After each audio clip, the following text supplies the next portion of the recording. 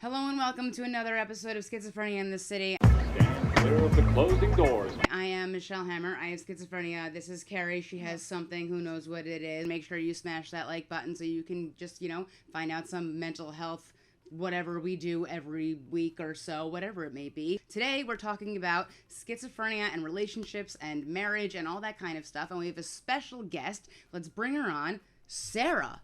So, Sara, please introduce yourself to the friendly viewers that we have today. Well, my name is Sara. My husband John has schizoaffective disorder. He was diagnosed 5 years ago, but we've been together for 13, so we've been doing it all together. And during that process, the stigma that comes with this type of mental illness is just astounding. So I actually went to social media for my own therapy and found an awesome community like you guys in the meantime. Yeah, so when did your husband, when you were dating, tell you that he actually had schizophrenia?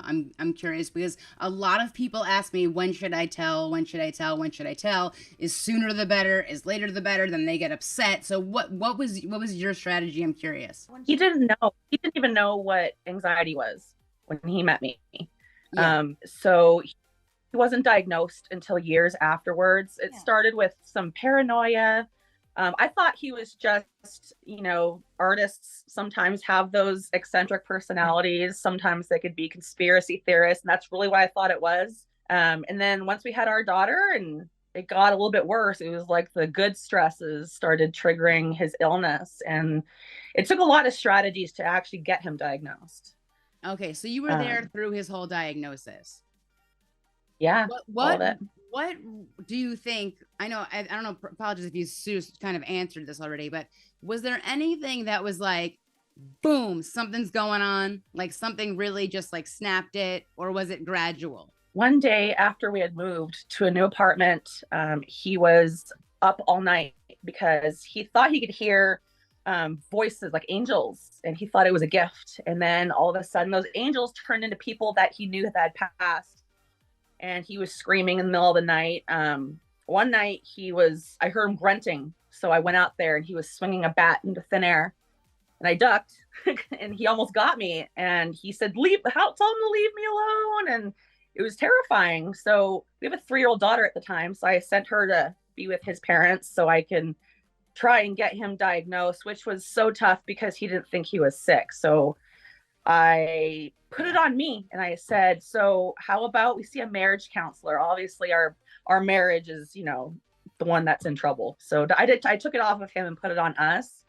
I just wanted him in front of a professional. So I put him in front of a professional, and it took a couple of months, but he slowly started understanding what was happening to him. So do you think he has now insight into his illness? He understands that he has schizophrenia and he takes care of himself, or is he still a little erratic? Oh, he's definitely good now, but it took a lot of episodes. It took a lot of hospital stays. It took police and ambulances. It took a lot to get to where we are, but he absolutely has gotten so much better. He can tell me ahead of time if he's feeling symptoms. He can recognize them, and he knows how important his medication is. Whereas it took years to even get to that point. He really just thought he had a gift. So it was kind of... I completely understand that. I was not med compliant for many years until I realized that it actually made my life better. But it took a long time of downfalls where I finally realized, wow, my life is better with medication, and other people notice that I act better with medication. So if I realize that people like me more and I like myself better, then maybe I should take my medication. It kind of was just kind of like, why didn't I not realize this a few years ago? Do you have to remind him to take medicine or no? So he's on a shot once a month, which is helpful, but he also has to take pills once a day. And his memory has gotten awful, unfortunately. So even to get dressed, I have to be like, hey, it's time to get dressed. Hey, it's time to get a shower, because he'll just not remember. But as soon as I give it to him, he takes it. He's happy. He's done. I mean, just the change in the past few years is amazing. So, but medicine really does make him happy, and a better husband and father for sure. That's great. So he just gets an injectable and then one pill? He gets an injectable, and then he takes 2 pills at night, and then some extra vitamins to support I guess the medications don't absorb as well without the vitamins. So That's interesting. I never knew about that. But I mean, that's great that he's better. What would you put him on the scale of, like, kind of like high functioning to low functioning? I mean, would you put him at like just like towards the high functioning, but every now and then has a drop off like every other person, or like you know what I'm trying to get at? Like he's good. He's good, right? He is good. The only problem is he, like I said, his memory problems and falling asleep. He goes to sleep really early. He's tired all day, but he's actually happy now. Whereas before he was constantly in fear. He was in fear of all his delusions. He was in fear. I mean, once an episode hit, the episodes would last months. It was like, I see yours and your episodes seem to last pretty quickly. Whereas it takes a long time to get to an episode, but when it does, it lasts months, and it almost like he has to recover physically from an episode. We're still learning a lot. He's an artist, and he's relearning how to paint because his details are off. So there's so many different things that he has to relearn to do to get to where he was before. The thing about my episodes, why they seem so short, is because I take tons of medication. But the thing is, my episodes are short, but the thing, I'm going back into them over and over and over and over and over and over again.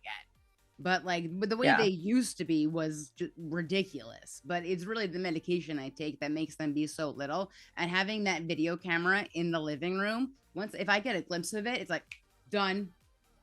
I find that helpful in that sense. But everybody with schizophrenia has it differently. Yeah. People need to understand that it's a whole spectrum disorder, and no two people have it completely alike, which is what a lot of people get wrong, because they'll see it in the media and they see one example and they think that's it. Yeah, that's what I was going to talk about. But Think of other diseases like cancer. Like, there's so many different kinds of cancer. It's all on a spectrum as well.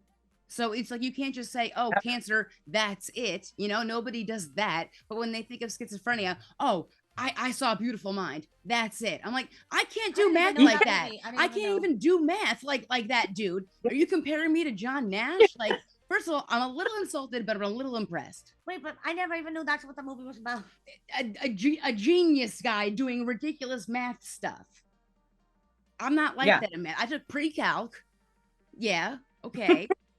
I did some quadratic formulas once in the day, but I mean, I don't remember my equations. I took physics and did terrible. Are supposed to be good with math or something? Well, people think that because John Nash was good at math. Wait, that's funny, because my thing says I'm supposed to be bad at math, and your thing's supposed to be good at math. That's funny. People think that I should be good. People think with with schizophrenia, oh, you must be good at like some certain thing because you have this, and you must be amazing at like, or people discount you like, oh, you're good at art because you have schizophrenia. It's like, no, I've been doing art my whole life. Like, it doesn't mean that it's because of schizophrenia I'm good at art. But people like to discount you like that. Like, oh, that's why you are good at that. Like, because you have schizophrenia. It's like, if I didn't have schizophrenia, I would have a real job that I've always wanted my whole life. So, you know what I mean? Yeah, but this job is pretty cool. Yeah. I mean, it's cool. I guess it has some coolness, but like, it's not what I always imagined my life to be. I mean, if they're cooler, you never know. Those are I mean, I say stereotypes, but like, I get texts, and my family and friends will forward me articles from, I was abused by my schizophrenic boyfriend, and stuff like that. And that's what really crazy is. That type of stereotype is just awful. So being good at math, family and friends text you articles about horrible things that happen being married to a schizophrenic. So they're not even supporting you then. Most of them do. Some of them don't get it. And they worry. They think that something bad will happen, and that, what if, and they just don't get it. So I get that all. We watch a lot of true crime. A lot of, These people, these women, it's a lot of women. Like, if you watch Snap, these women kill their husbands, and they are not mentally ill. No. You don't have to be mentally ill to kill. Cheating or they want money. Breaking news: you don't have to be mentally ill to kill somebody. Yeah. Did you know that? You know that? Does everyone know that? But that's ridiculous, because if you have schizophrenia, you're more likely to be the victim of violence rather than the perpetrator. But like in the news, you never you always hear the bad stories. Like I always try to say on the nightly news. The nightly news airs every single day telling you all the terrible things that are happening in the news, in politics. And then on Friday, the last 10 minutes of the show, they show you one good story of the week. Why? Why do we wait for the last 10 minutes on Friday to say one good story of the week? Wait. Why do we do that to ourselves? Wait, Michelle. Why do we share bad news? Wait, you know how like in every like Lifetime movie or something, or like scary movie or something, they always have like the pills that they stop taking? Oh yeah. When you're watching a Lifetime movie and it's like, oh, I found a bottle of pills. Oh, what is this? Oh no, they haven't been taking their meds. Oh no, they're crazy. They're crazy. Not even Lifetime, babe. What was it, the other one that we watched? The Roommate. Oh, The Roommate. I have talked about the movie The Roommate so many times because she's like, the roommate is crazy. She rips out her friend's belly button ring. She's trying to kill the woman's friends. And then they go to her house and they open her drawer and they find a bottle of pills that's full. And what is the label on it? The same label that of medicine that I take as my nighttime pill. And then this girl goes next to me. She goes, so if you don't take your nighttime pill, are you going to start killing people? I was just joking. No, you were not joking. No, I wasn't. I really only like that movie because it had like lesbians in it. That's why I like it. That's the only reason she watches movies. That's the only reason she watches movies. But Lee Meester is so hot also, isn't she? It was the girl from Gossip Girl, whatever. She's Yeah. so hot. But she was I also crazy like because the she didn't take her Crazy nighttime Puppet pill Show. that I take. The same. Why did they have to use name brand? Yeah, that's weird. that And they do that. only show, oh no, they didn't take their pills. That's why she's trying to kill people. You know what I mean? But even if I missed my meds for a day, I would not try to start killing people. Like that's not what would happen to me. That's not what's going to happen.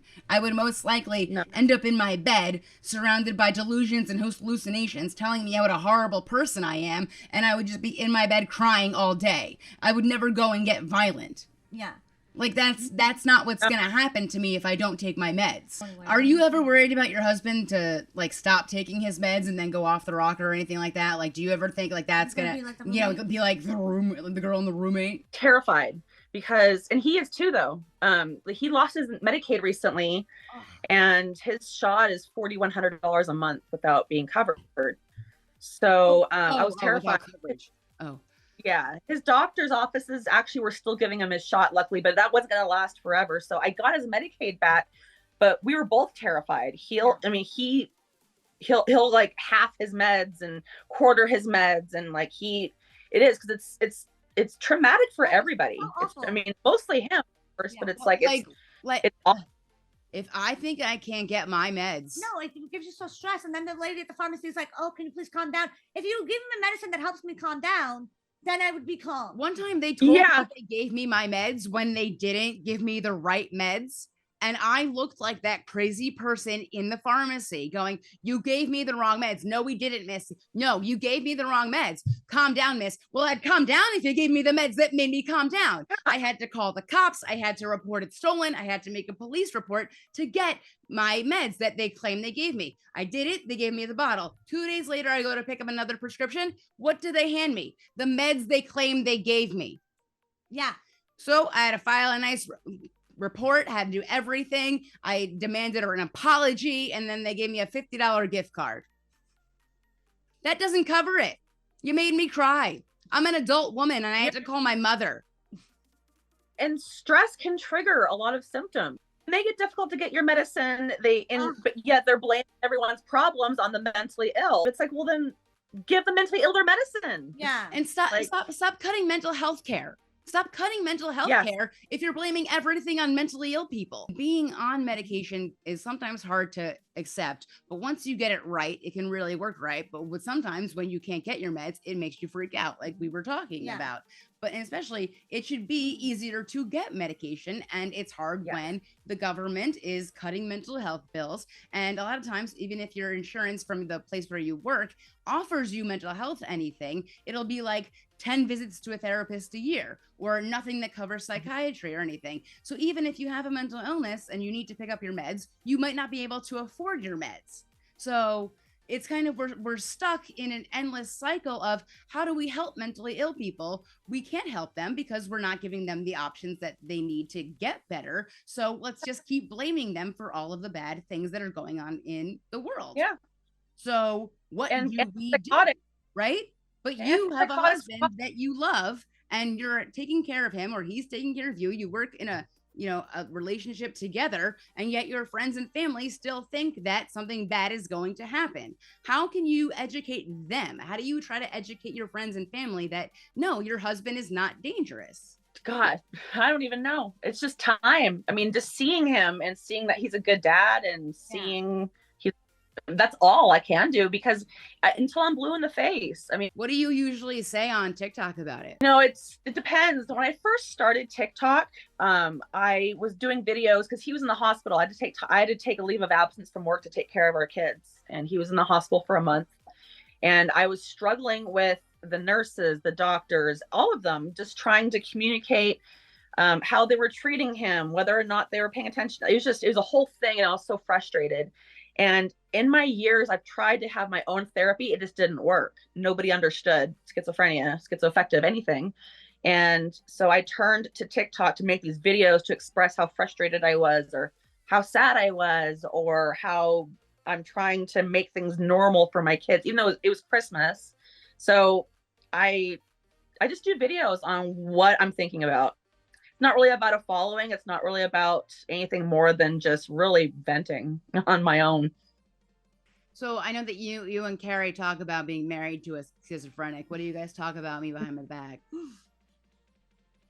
Oh, well, I don't know. Sometimes I'm just like, I think she hates me. Does your husband hate? Do you think your husband hates you also? he used to, you know what? Some of his delusions were awful in that he thought I was a bad person, and he would sometimes say mean things. And yeah, it would hurt me when he would think those things, but I kept having to bring myself back to where they're really coming from, because he really doesn't think those things of me. Yeah. But it is tough. When I first started on Facebook, there's no groups for partners or spouses. It was all family members, which is all well and good, but it's very different as somebody who's choosing to be there, and somebody who has the option. I could just walk away and leave, but I really don't want to. I really want to be here and do this with you. And it's nothing like, typical marriages. So it was nice to be able to get a group of other partners together and go through our own issues and not have to worry about offending family members when we talk about sex or talking about other things that, obviously the family members don't talk about. Gotcha. Gotcha. I think we're approaching the end of this video. Is there anything that you really want to state? Anything you really want to say? Anything that's like on your mind? Anything just that you want to get out there for everyone to know? And how to follow you. And how to follow you. I don't know about for everyone, but I really appreciate you guys, because really, that is part of why I went to social media, was to really learn about myself. And I've learned a lot with you, and really with Cody Green and the whole community. I really like it. It's just super helpful. And I really think that people underestimate the mental health community on social media, because it's huge. Thank you, Sarah, for joining us on this episode of Schizophrenia in the City from Schizophrenic NYC channel. If you want to hear more, of course, always subscribe. And thank you for joining. All right. Thank you so much. Thanks, guys. Thanks for watching, guys. All right. Bye.